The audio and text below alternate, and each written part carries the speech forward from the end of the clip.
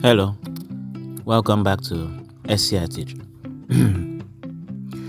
This is a chemistry practical titration video, and we'll be looking at double indicator titration, or simply call it double titration. So you already know there are two types of titration. There is acid-base titration, which is neutralization titration, and then we have redox titration. In redox titration, a reducing and an oxidizing agent are used, and that doesn't need indicator because one of them is the indicator. But in neutralization reaction, acid-base titration, we use an acid and neutralize it with a base, or base and neutralize with an acid, in the presence of an indicator to help us know when the end point is reached. So normally it's one indicator you use, depending on the pH of the solution that will be formed. Okay? But in this case, we're going to use two different types of indicators. That's why I called it double indicator titration, or simply double titration. Alright? So it's just like the normal titration.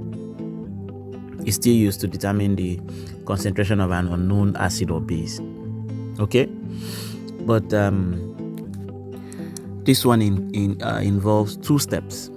The first step is to titrate the sample with a standard solution.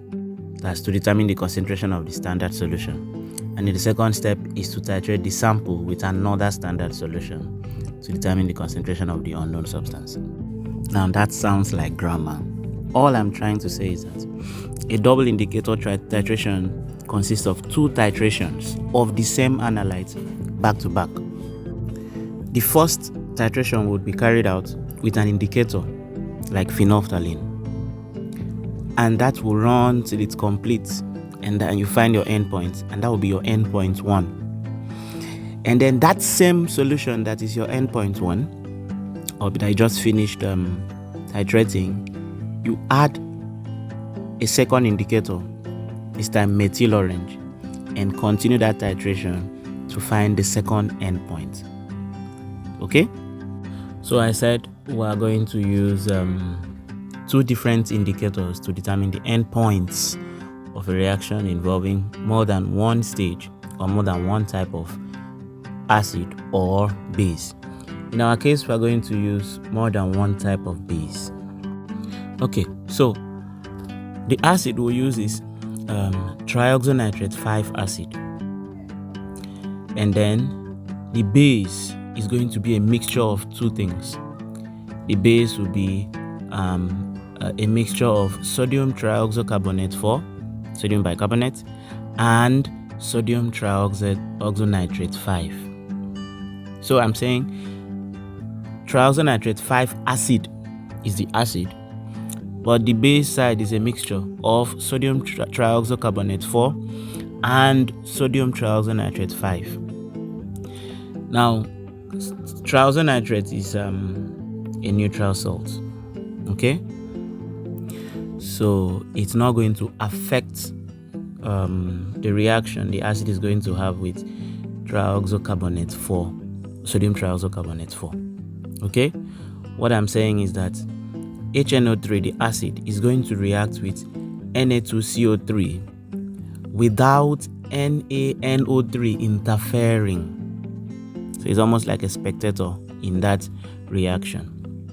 But why the mixture of bases? Why is there a mixture? Now, this double titration can be used if you want to determine the concentration of multiple components in a mixture. Take, for instance, I want to determine the concentration of both the sodium bicarbonate and the sodium nitrate. Okay? So we can use this method. It can also be used when you need to identify more than one equivalence point in the titration. The endpoint 1 is the first equivalence point, and the endpoint 2 is another equivalence point. It could also be that they are trying to test to know if you can be able to analyze and test for something in the presence of another thing. Okay, like in this case, test for sodium bicarbonate in the presence of nitrates.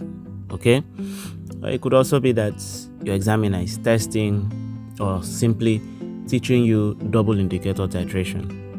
Okay,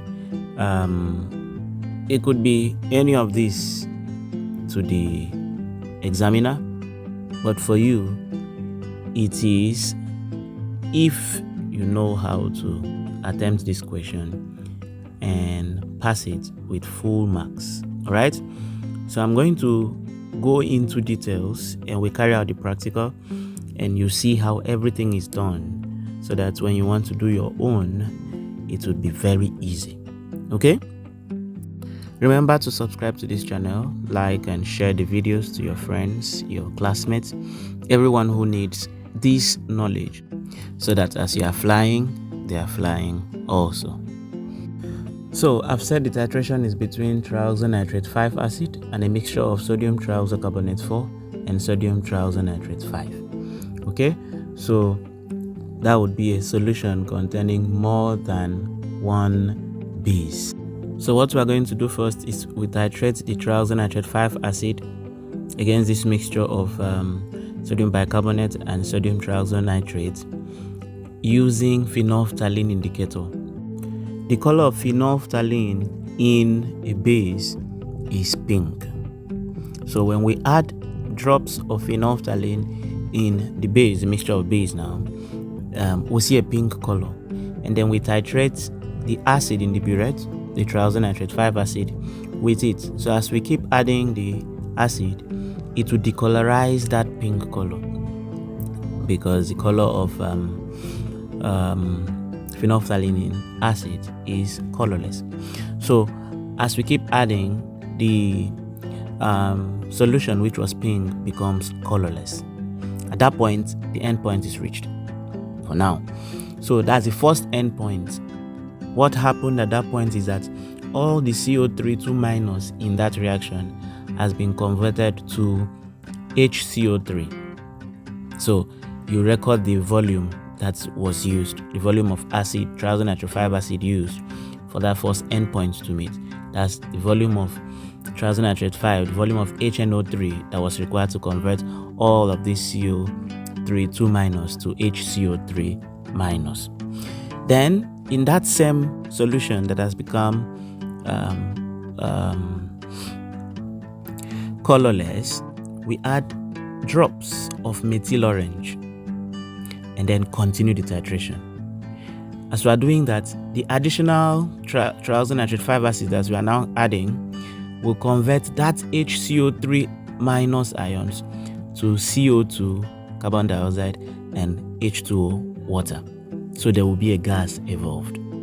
Okay, and now the end point is reached at that point, and you see the color of methyl orange in that base was orange, and as you're titrating, it becomes slightly pink or not orange anymore. You know how you know that you've reached your end point, and at that point all the HCO3- has been converted to carbon dioxide and water, and that's the second end point. That's the steps you're going to take, and you're going to see it come out really, and you'll see it. Okay, so I've already said that there will be a gas effervescence, CO2 gas to be released. So if you're asked any question concerning gas released, you know that's carbon dioxide gas that's released. It occurs when the NaHCO3 was further neutralized. Okay, so we'll go straight into the practical so that you see how it is done. So this is my HNO3, triazonitrate 5 acid, nitric acid. Okay, it's what I'm going to use as my A acid. And then we say the base is a mixture of sodium bicarbonate. This is my sodium bicarbonate with sodium bicarbonate and sodium triazonitrate 5, NaNO3 and NaCO3. Okay, now we're going to mix that up, and now this is a methyl orange, the second indicator we're going to use. is methyl orange indicator, and we have phenolphthalein. Okay, phenolphthalein. Okay, now I reduce this phenolphthalein into this so that I will drop it, because this has a dropper, so we can easily use it in drops. Okay, so I have to reduce the nitric acid, triazonitrate 5 acid, into my beaker, okay, to dilute it. So I've reduced a little amount of the concentrated form into a beaker and further diluted it, so that I'll have a dilute solution of nitric acid, and I'll call that my A. So your question may say A is a solution of this, okay, that contains this cm cube or these grams of whatever. So this is my A, which contains trioxynitrate 5 acid, HNO3. All right, so I'm going to turn this or pour this into the burette. The burette is going to carry my acid, so I'm pouring the triazonitrate 5 acid into the burette, fill it up, and as always, ensure that the meniscus sits on the 0 line. See, the meniscus is not on the 0 line, so I have to reduce it to reach the 0 line. Okay, and okay, there we go. So it's on the 0 line, and I'm sure that it's 50 cm cube right now. That's 50 cm cube. Okay, now this is my conical flask where I'm going to do the titration. But before then, let me dissolve my base. I said it's a mixture, so I've taken a little amount of the sodium bicarbonate. It's in solid form now, so I have to dissolve it in front of you.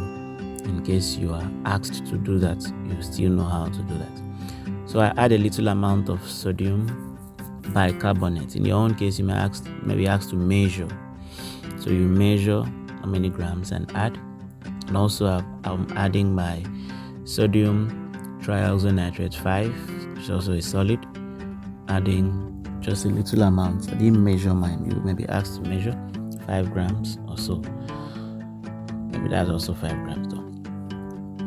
Okay, so that's my mixture of salts. I will then have to mixture of a base and this neutral salt, NaNO3. So I'm just dissolving it to be sure I have an even solution where I won't be having particles dancing in front of me. If I have more particles that don't dissolve, I would need to filter. But this would do. I didn't add too much of the mixture of salts in such a way that it won't dissolve. So this would do. Just dissolving them now to completely mix. Alright, so it's almost there. So when doing this, do it in safe conditions, right? A professional should do it, not just anyone. And make sure you don't allow your wash bottle to be touching what you're pouring the water into. It may be acidic and may affect the wash bottle and affect the distilled water inside. So my mixture of sodium bicarbonate and NaNO3 is ready. I'm going to use 25 ml pipettes. So I'm going to pipette 25 cm cube of my B. Okay, yours could be 20 cm cube. There are only 2 types of pipettes, 20 cm cube and 25 cm cube. I'm using 25 cm cube.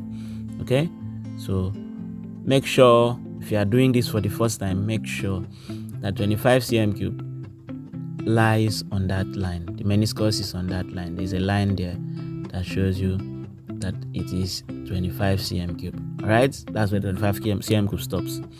So you measure that and then turn it into your conical flask as usual. Okay, so pouring it into the conical flask, and that should do. Okay, so my B is in the conical flask. And remember, B is a mixture of two things. All right.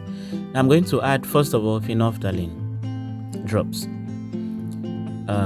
Observe the color change when the phenolphthalein enters into this base mixture. Okay, see the purple color or pink color. All right, see that pink color? That's the color the phenolphthalein has in a base. All right. Now the idea here is that when we start titrating, this color will change to transparent, will change to no color. Okay. So we're going to add these acids in there and titrate and see the volume required for this color to become colorless. All right, so I'll start my titration. All right, started, and I think that should do. Yes, that's it. Okay, if you swallow very well, you would see that it was enough. Okay, so don't add too much, just add in drops. If you're not a professional, be very patient to add in drops and keep swirling as you're adding to make sure that you take note. Now you see it's a colorless solution right now. That means the first endpoint is reached, and now is the time you measure, you check the amount of the volume of acid you used to reach this endpoint 1. Now in this same solution, I'm adding my methyl orange. Okay, methyl orange has an orange color in that solution. I'm going to further add the HNO3 to check my endpoint too. Okay, so see the color. We're going to know if we reach the endpoint when the color is no more discolored. Don't allow it to get to that permanent pink color. That would mean that it's acidic anymore, not neutral. So I'm adding my acid into this solution to continue my titration, and it's going. We'll have to patiently observe and wait to see the endpoint. Now the endpoint is not going to, of course, titration is not about volume, it's concentration. Okay, it's not the same volume of acid that neutralized that reached the endpoint 1. It's not the same volume that you would need to reach endpoint 2. Different indicators change color at different pH levels. The pH of this acid and this neutral and this mixture of base will have to reach a certain point before this indicator changes color. So we'll keep adding, but it's not the volume that's really the problem. If the concentration of the acid was more than it is now, it would have changed by now. So it depends also on the concentration. So it's actually concentration, not volume. All right, so I think we've reached the end point. But to be sure, I'll just add, okay, that's the end point. That's it. It's no more the color we started with. If you are confused, you can use litmus paper to check. If it doesn't change the color of both pink, blue and red litmus paper, then it is neutral. So just try to ensure that it's not I'm not making any parallax error. So that's it. The color has changed. This is my end point too. I'll then have to measure or take the reading of the amount of triazonitrate 5 acid used to reach this second endpoint and use it with the other one. So the difference in the endpoints is what we use in calculation. All right, so that's how it is done. That's what you would need to do if you are asked to do that in your exam. You just carefully analyze to reach the first endpoint and then add the second indicator and keep analyzing, and then you reach a second endpoint. The same analyte, you are analyzing with the same analyte back to back for 2 different indicators. That's what we call double indicator titration. So you just need to repeat the same thing over and over again with 2 more times, okay? And then you are able to form your calculate your average titer. What am I saying? You will form a table. Okay, you finish the first title, which was the volume of acid to reach the phenolphthalein endpoint. You record it under the phenolphthalein column. And so you're going to draw a table, and the table has 3 columns. The first column, phenolphthalein endpoint. The second column, methyl orange endpoint. And then the third column, total amount used. Okay? Now, for this to work, in each case, you have to fill up, after finishing the titration, the first one, after the double titration is finished, you have to fill up the acid to 0 again, so that you don't have issue of initial and final. But depends on the table you are asked to do in your own exam. But I feel if you fill up the acid to the end again, you know you're always starting with 0. So that means the value you have is always going to be the value that it is. Or you simply calculate and write. Yeah? You know where you started, you write it somewhere, and then at the end you subtract and write the answer in the table. Depends on the table you are given, but whatever, anyone works. Mine is that you create a table of 3 columns. The first column, phenolphthalein endpoint. The second column are vertical, not horizontal now. Second column, methyl orange endpoint, and the third column, you can say final volume of total volume of acid used. Now, the first one is the volume of acid. The phenolphthalein column is where you enter all the volume of acid used to reach the phenolphthalein endpoint. Okay, that first one you did before you go ahead. So the second column, that's the first one we did. Let's say the one I just did now. And when we finished that first time I added phenolphthalein and I titrated, let's say I used 10.2 cm cube of the acid that was in the burette. But when I added methyl orange and continued, that's the second title, the additional volume to reach the methyl orange endpoint, let's say, was 5.3 cm cube. And now record that 5.3 under methyl orange endpoint, the second column. But I recorded 10.2 cm cube under the phenolphthalein endpoint, the first column. And on the third column, I will say total volume used. That's 5.30 plus 10.20, which is 15.50 cm cube. Then when I repeat the experiment, when I repeat the practical, under the first one I wrote under phenolphthalein, I put the second one. Under the one I wrote for methyl orange, I put the second one also for the methyl orange one, and find the final volume and do it another time, so that I have 3 different titles to have consistent title. Then when I do that, I calculate my average one by one. For the phenolphthalein, I said average equals to the first one, just 10.2, plus the second one, 10.15, and the third one, 10.25, divided by 3, since I did 3 times, and I have 10.20 cm cube as my average title for the phenolphthalein. Then for the methyl orange, I do the same thing, 5.30 plus 5.35 plus 5.25. I divide by 3 since I did it 3 times, and have 5.30 as my average title value for the methyl orange. Then the total average volume would then be V1 plus V2, the volume for phenolphthalein plus the volume for methyl orange, which in my own case is 10.20 plus 5.30, which gives me 15.50. So that's how you're going to calculate your average title used in this case now. Okay, when you do that, then you can go ahead and calculate with that what you are asked to find, the volume of the base used or whatever. If you are asked to find the number of moles of the sodium bicarbonate used, then number of moles equals to concentration of the acid, CHNO3, times V1. V1 is that of phenolphthalein. All right, and that's over 1000. Concentration times volume all over 1000 will give you the number of moles of acid used for the Na2CO3.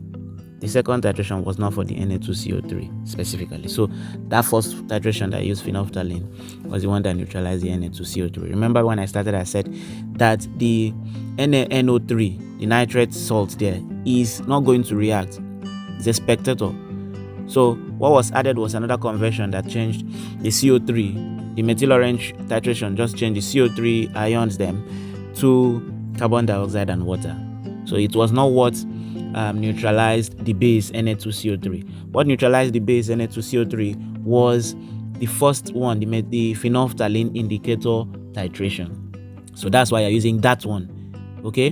Not the total volume, not total volume of acid used after finding the average, okay?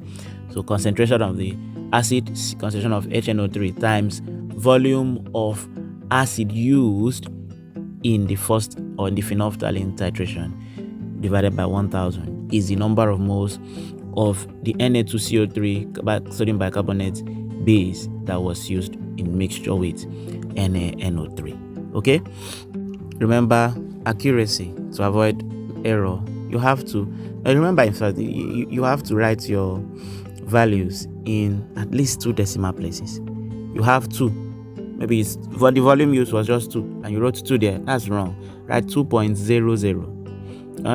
If it's 2.1, don't write 2.1, write 2.10. Write that cm cube, because the marking scheme will have plus or minus 0.0 something like that. Okay, so also always repeat the titration until you get consistent results. All right, before you calculate average titer. So that's that for the double indicator titration. Remember to subscribe to this channel, like this video, and share the contents in this channel to your friends and classmates, everybody that needs to know about chemistry education. Thanks for watching. God bless you.